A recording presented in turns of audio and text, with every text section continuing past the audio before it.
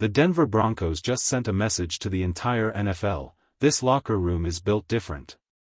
Other teams would do anything to have what Denver has right now, a group of players who care more about each other than themselves. That's not hype, it's the truth, and the proof is everywhere if you're paying attention. This team thrives on the little things that don't show up in a box score. The moments where stars put the team first, sacrificing stats and glory because winning together means more.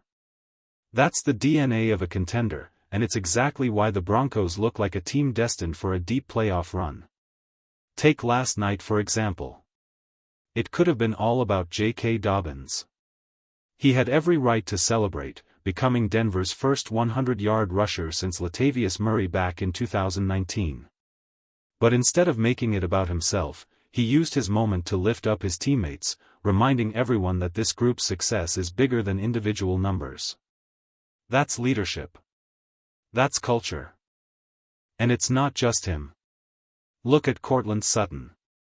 Denver's top wideout could easily focus only on making highlight reel plays, but when the Broncos were already up 21-3, Sutton was still out there throwing crushing blocks to open lanes for his teammates.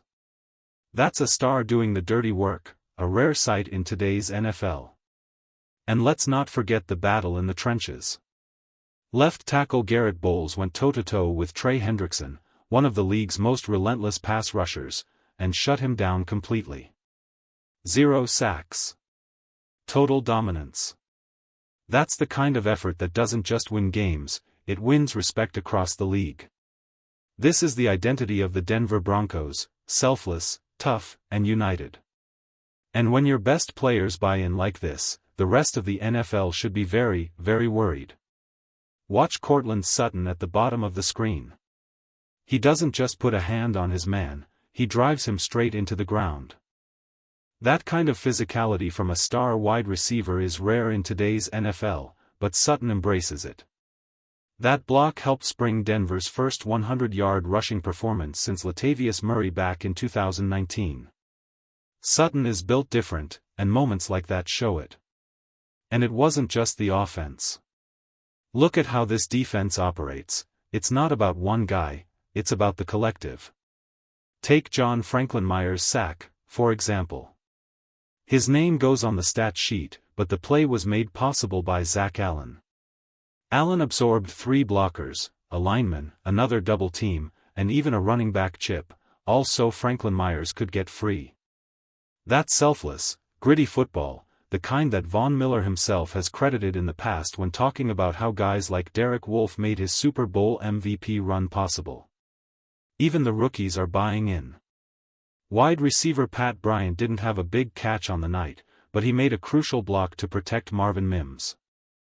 Later, when the two watched the play back together, Bryant said, "I knew if I didn't hit him, he was going to hit you, so I had to do it." That's not just effort, that's commitment to the brotherhood this team is building. This Broncos squad isn't about stats, spotlight, or individual glory. Every single player, veterans, stars, and rookies alike, is putting the team above themselves. That's the foundation of something special. This Broncos locker room is built on something rare: players who care more about each other than their own stats. And nowhere is that clearer than with Nick Bonito. Bonito has been unstoppable to start the season. Through 4 games, he's posted the highest pressure rate ever recorded since the stat has been tracked, generating pressure on an incredible 31% of his snaps. He has every reason to make it all about himself, and honestly, nobody could blame him. He's been elite, he's been unblockable, and he's already one of the league's rising defensive stars. But here's the thing, Bonito doesn't shine the spotlight on himself. Instead, he uses his platform to lift his teammates. After the game, while fans were raving about his dominance, Bonito was out there on social media hyping up cornerback Patrick Surtain too and praising rookie Riley Moss. He reminded everyone that when Moss was targeted early, the rookie didn't back down, he embraced the fight.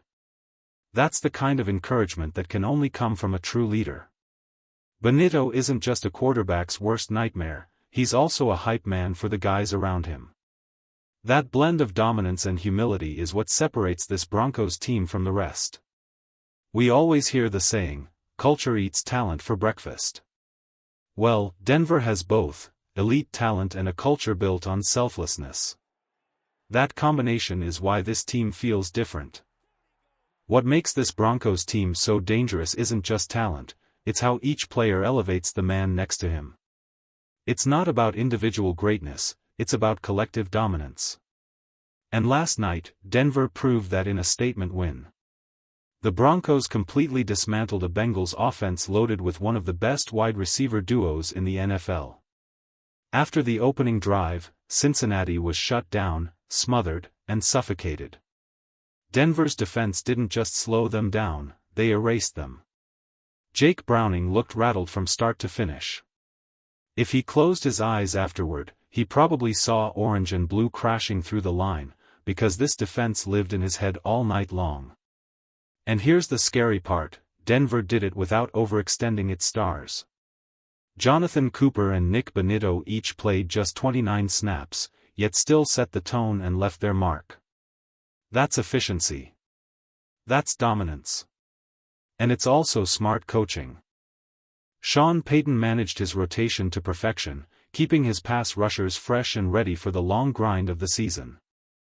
Zach Allen might not show up in the stat sheet every play, but his impact is undeniable. Whether it's clogging lanes, eating blocks, or creating chaos that frees up teammates, he's part of the engine that makes this defense unstoppable. This wasn't just a win, it was a statement that Denver is deeper, tougher, and more united than people realize. Watch Nick Bonito and Jonathan Cooper come flying off the edge, the burst, the timing, the pure explosion. But look closer, and you'll see the unsung hero, Zach Allen. Time and time again, Allen eats up double teams and even triple teams, forcing offenses to throw everything at him just to slow him down. That's what creates one-on-one matchups for the edge rushers. And when Bonito or Cooper gets free, it's often because Allen sacrificed his own stat line to open the door. This is the hidden impact that casual fans might miss. An edge rusher can sometimes be neutralized if a quarterback has room to step up in the pocket.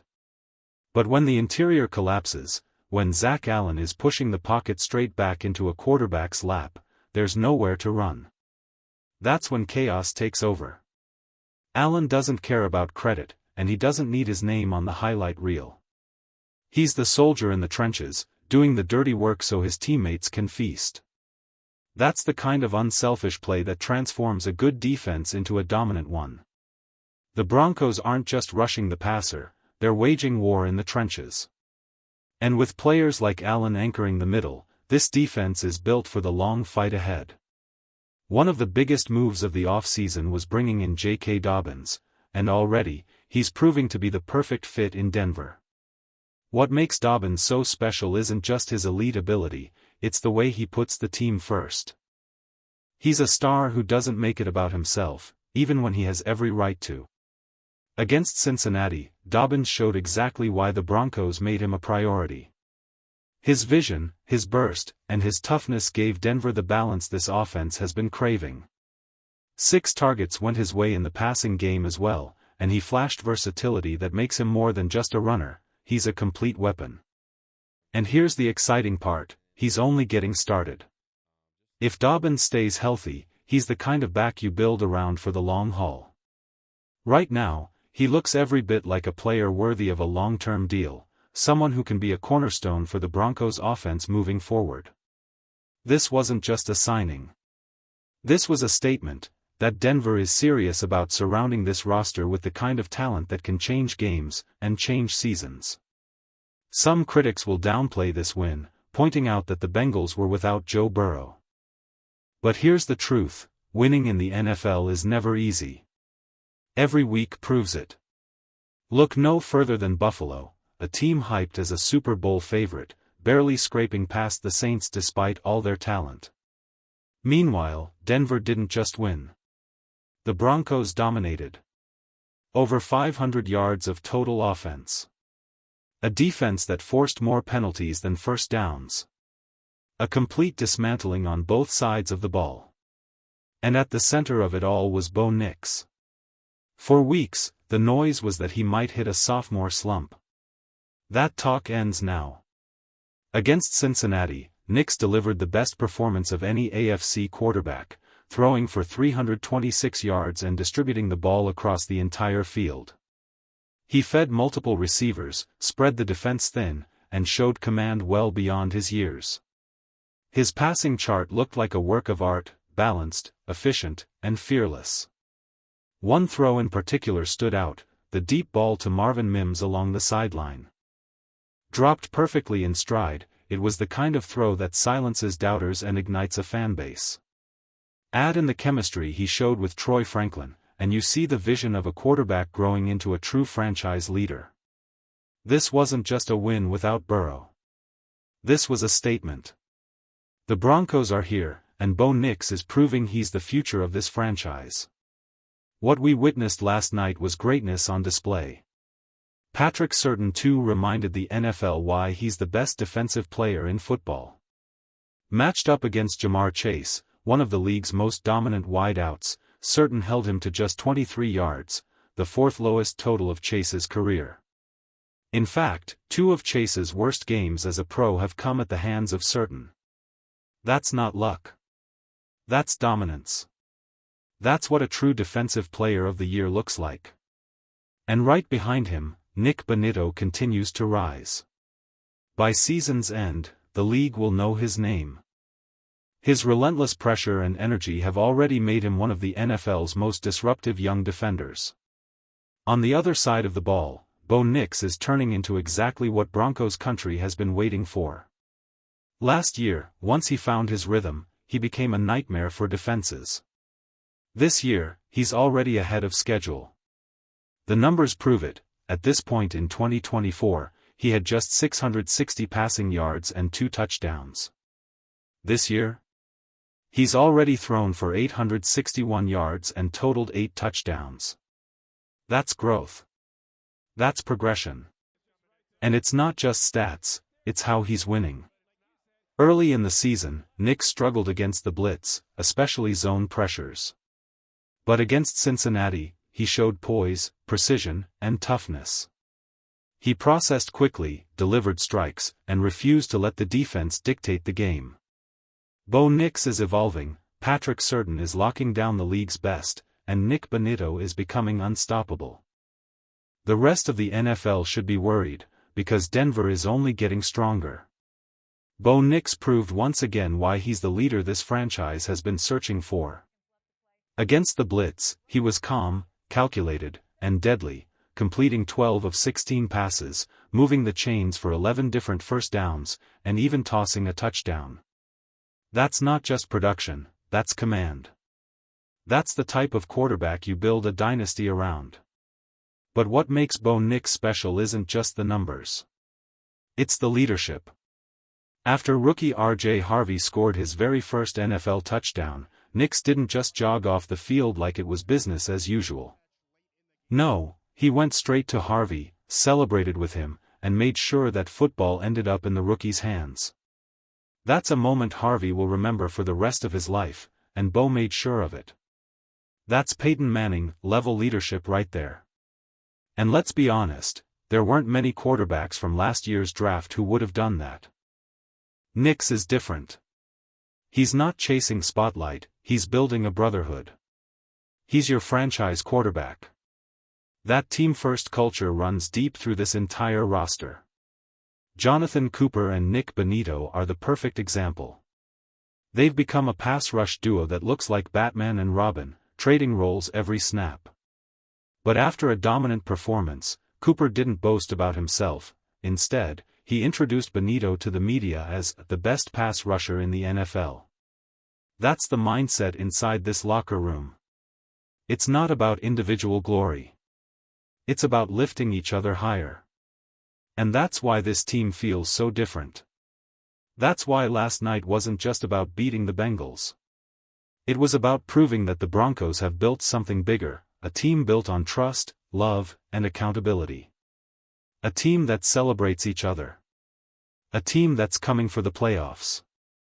The Denver Broncos are rising, and when January comes, nobody in the NFL is going to want to face them.